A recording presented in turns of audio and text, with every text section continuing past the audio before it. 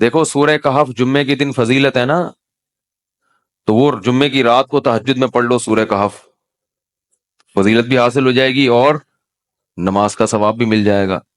تو جن لوگوں کو قرآن کا حصہ یاد نہیں ہوتا وہ تہجد لمبی رکعتیں پڑھ ہی نہیں سکتے، وہ علم طرح سے بس پڑھتے رہیں گے، رکوع کریں گے پھر اٹھیں گے۔ تو وہ تہجد میں جو ہے نا کچھ اپنا سینے میں اتنا قرآن محفوظ رکھنا چاہیے تاکہ کبھی انسان کی طبیعت میں نشاط ہوتا ہے، وہ لمبی نماز پڑھنا چاہتا ہے تو پڑھ سکے۔ وہ سمجھ رہے ہیں؟ 30واں پارہ ہے، ایک پارہ تہجد میں پڑھ لیں مکمل 30واں پارہ، تو یہ تھوڑا تھوڑا روزانہ قرآن مجید یاد کیا کریں۔ کیا ہو گیا بھائی؟ روزانہ آج سے عزم کریں کہ ہم روزانہ قرآن کا بے شک کچھ نہیں 4 لائنیں زبانی یاد کر لیں گے، ایک صفحے 15 لائنوں والا قرآن لے لیں، کیونکہ زیادہ تر حافظ میں نے دیکھے 15 لائنوں کے، ایک ہی ہمیشہ یاد۔ جب بھی قرآن حفظ کرنا ہے نا تو ایک ہی جیسے قرآن سے حفظ کرنا ہے، ورنہ بہت کنفیوز ہو جائیں گے۔ بھائی قرآن جو چھپتے ہیں نا ان میں کچھ 15 لائنوں والے ہوتے ہیں، کچھ 16 لائنوں والے ہوتے ہیں، کوئی سورت 15 لائنوں سے یاد کر لی، کوئی 16 سے، بہت کنفیوز ہو جائیں گے۔ پوری زندگی ایک جیسے قرآن سے ہی پھر پڑھا جاتا ہے۔ تو آج سے یہ ہمت کر لیں، جتنے لوگ فیس بک پہ بھی سن رہے ہیں، نیٹ پہ بھی سنیں گے، آپ لوگ بھی جو موجود ہیں، روزانہ قرآن کی 3-4 لائنیں زبانی یاد کرنی ہے ان متعین صورتوں کی، 3-4 زیادہ بوجھ نہ ڈالیں اپنے اوپر ورنہ مایوسی ہو جاتی ہے۔ تو اس میں بڑی برکت ہوگی، 1-2 سال میں بہت ساری صورتیں یاد ہو چکی ہوں گی۔ میں نے جو قرآن مجید حفظ کیا ہے نا تو میرا حفظ کرنے کا شروع میں ارادہ نہیں تھا، میرے پاس ٹائم ہی نہیں تھا۔ اللہ تعالیٰ میرے بڑے بھائی کو جزائے خیر دیں، وہ حافظ قرآن ہیں، ہم نے کسی الگ سے قاری سے نہیں پڑھا، اپنے بڑے بھائی سے ہی پڑھا ہے۔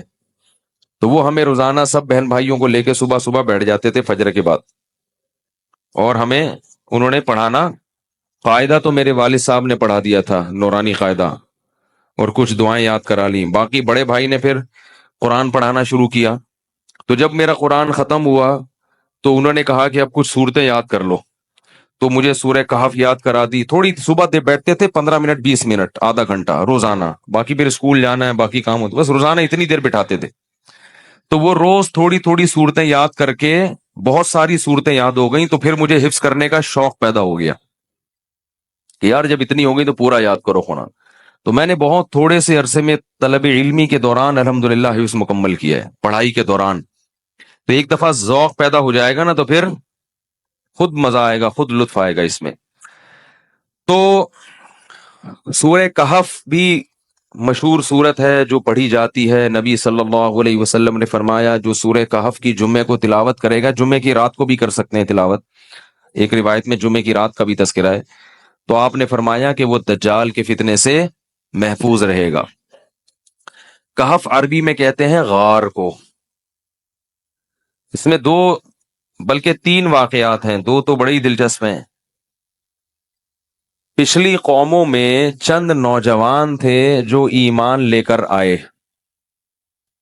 جو کیا کیا انہوں نے، لیکن جس ملک میں وہ رہتے تھے وہاں کا بادشاہ بڑا ظالم تھا، وہ ایمان والوں کو زندہ رہنے نہیں دیتا تھا۔ تو ان نوجوانوں نے مل کے یہ کہا کہ ہم یہاں رہ کر اپنے ایمان کی حفاظت نہیں کر سکتے، ایمان ظاہر کریں گے یہ ہمیں مار دیں گے، تو ہم اس ملک کو چھوڑ کر کہیں نکلتے ہیں۔ یہ بڑی قربانی ہوتی ہے اپنا ملک چھوڑ دینا اللہ کے لیے۔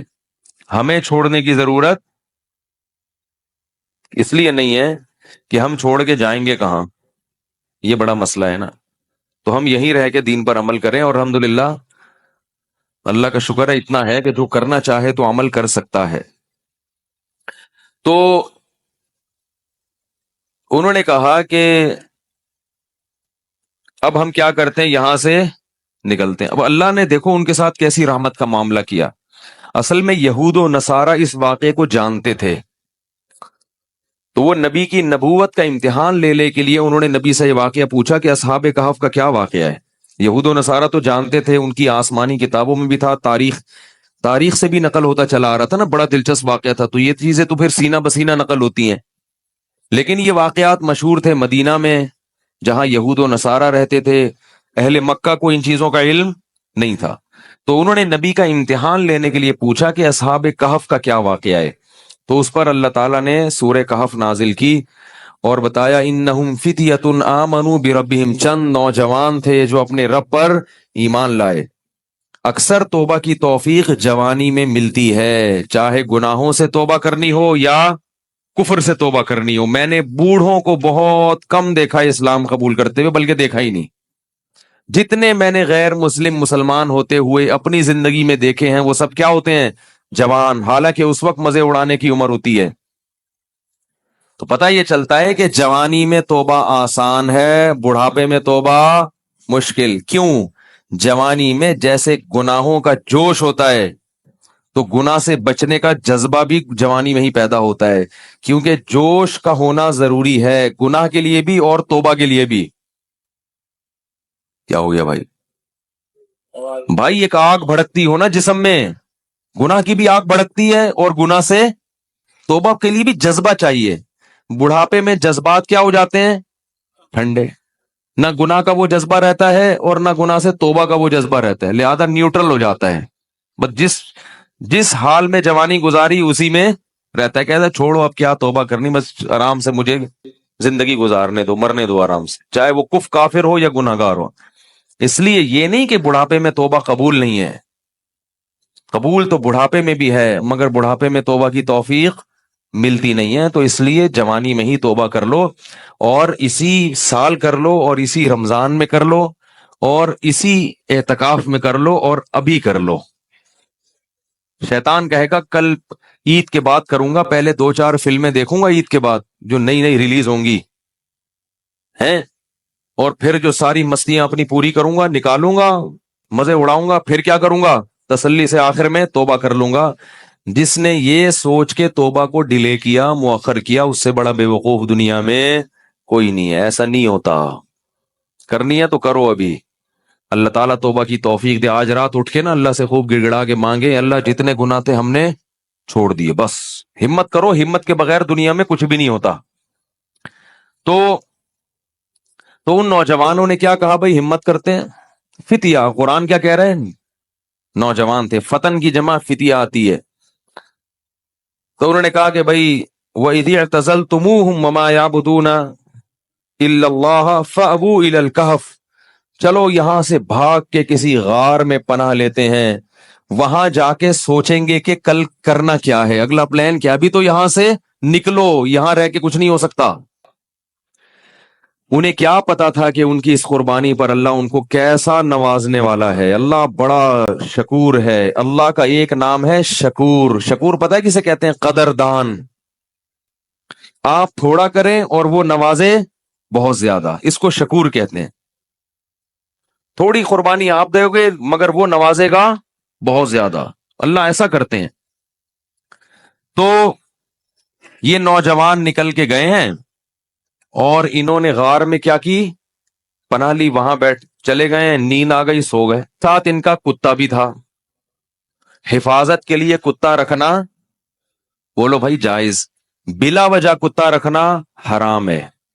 نبی نے فرمایا جس نے بلا وجہ کتا رکھا، روزانہ ایک قرات اس کی نیکیاں کم ہوتی رہیں گی، ایک قرات پہاڑ کے برابر ہوتا ہے، روزانہ اس کی نیکیاں ضائع ہوتی رہیں گی۔ اسلام میں کتا پالنا بلا وجہ جائز نہیں ہے، ضرورت کے لیے، شکار کے لیے پال سکتے ہیں۔ شکاری کتے ہوتے ہیں نا کہ شکار وکار کرنا ہے، یا گھر میں طوطے پالے ہوئے ہیں تو ان کی شکار کے لیے کتا رکھا ہوا ہے، تو یہ ہوتا ہے طوطوں کی حفاظت کے لیے کتے رکھنے پڑتے ہیں بعض دفعہ۔ تو لیکن کتے کو بتا دیں کہ صرف طوطوں کی حفاظت کے لیے ہے۔ لوگ کتا پالتے ہیں ڈاکوں سے حفاظت کے لیے، اس کو بتاتے نہیں ہیں، وہ ہر ایک کو کاٹنا شروع کر دیتا ہے۔ تو وہ اپنا کتا بھی ساتھ لے گئے حفاظت کے لیے کہ بھائی کہیں پہرے وہرے کا کام آئے گا۔ تو غار میں ان کو نیند آئی اور کتا کہاں بیٹھا ہوا ہے؟ غار کے کنارے پہ، وہ حفاظت کے لیے بیٹھا ہوا تھا۔ بھائی کوئی آئے گا تو بھونک کے ان کو بتائے گا بھائی بندہ آیا ہوا ہے کوئی۔ تو اب جو ہے قرآن کہتا ہے کہ ہم نے ان پہ نیند کو مسلط کر دیا، سو گئے۔ وَلَبِثُوا فِي كَهْفِهِمْ 300 سِنِينَ وَازْدَادُوا 9 309 سال سوئے ہیں۔ کتنے؟ 309 سال۔ وَنُقَلِّبُهُمْ ذَاتَ الْيَمِينِ وَذَاتَ الشِّمَالِ، اگر انسان ایک ہی پہلو پہ لیٹا رہے نا تو زمین کھا جاتی ہے اس کو، تو اللہ فرماتے ہم ان کو کروٹیں بھی دلاتے رہے۔ وَتَرَى الشَّمْسَ إِذَا طَلَعَتْ تَزَاوَرُ عَنْ كَهْفِهِمْ ذَاتَ الْيَمِينِ وَذَاتَ الشِّمَالِ وَإِذَا غَرَبَتْ تَقْرِضُهُمْ، جب سورج نکلتا تھا تو وہ بھی کترا کے نکلتا تھا، روشنی جائے گی مگر تیز دھوپ نہیں جائے گی، تاکہ سورج کی جلن، سورج کی کرنیں ان کی اسکن کو خراب نہ کریں۔ اور اللہ فرماتے ہیں 309 سال تک کتا جس انداز میں بیٹھا رہا ہے، لَوِ اطَّلَعْتَ لَوَلَّيْتَ مِنْهُمْ رُعْبًا وَلَمُلِئْتَ مِنْهُمْ فِرَارًا، وہ کیا ہے؟ لَوِ اطَّلَعْتَ عَلَيْهِمْ لَوَلَّيْتَ مِنْهُمْ فِرَارًا وَلَمُلِئْتَ مِنْهُمْ رُعْبًا، کہ تم اس کتے کو دیکھتے تو روب کی وجہ سے وہاں سے بھاگ جاتے۔ اللہ نے کتے پر ایسا روب ڈال دیا کہ کوئی بھی اس کے قریب پٹک نہیں سکتا تھا، تاکہ ایسا نہ ہو کہ 309 سال میں ظاہر ہے کتنے لوگ یہاں سے گزریں گے، غار میں جا کے ان کو نقصان نہ پہنچائے، تو کتے کی ایسی وحشت۔ 309 سال کے بعد اللہ نے ان کو اس دوران کیا ہوا، وہاں حکومت کا کیا ہو گیا، بادشاہ مر گیا، پوری رعایا تبدیل ہو گئی، کوئی نیک بادشاہ آ گیا اس ملک میں جو توحید پرست تھا اور نیک لوگوں کی قدر کرتا تھا، پوری رعایا تبدیل ہو گئی، حکومت تبدیل ہو گئی 309 سال میں۔ تو یہ 309 سال کے بعد سو کے اٹھے ہیں، اب پریشان ہے کہ یار ہم کتنا سوئے ہیں۔ کسی نے کہا کہ ہم 24 گھنٹے سوئے ہیں، کسی نے کہا کہ نہیں بھائی آدھا، کیونکہ یہ تو سوچ ہی نہیں سکتے تھے نا اتنے 100 سال تک ہم سوتے رہے ہیں۔ تو ایک نے کہا کہ اللہ ربکم اعلم بما لبثتم، اللہ کو پتا ہے بھائی کتنا سوئے ہیں، چھوڑو اس بحث میں کیا پڑھنا، 24 گھنٹے یا آدھا دن یا ایک دن، چھوڑو کیا کرنا اس بحث۔ تو ایسا کرو فبعثوا بورقکم هذه الى المدینہ، کیا ہوا بھائی؟ فبعثوا بورقکم هذه الى المدینہ، یہ سکہ